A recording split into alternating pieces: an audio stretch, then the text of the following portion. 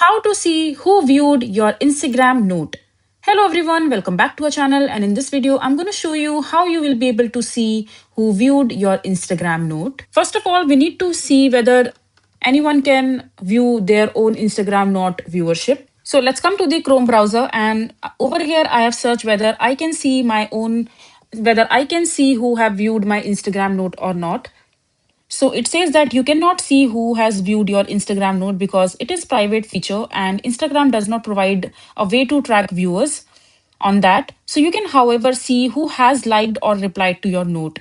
To see like or replies, tap to your notes and see the replies, and there will be a list where you will be able to see all the replies.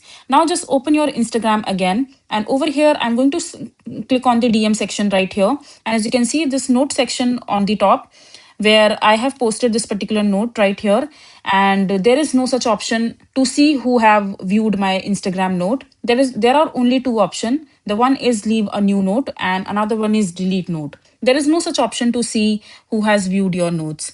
So yeah, there is no such way where you can see who has viewed your Instagram note. I hope you find this content informative.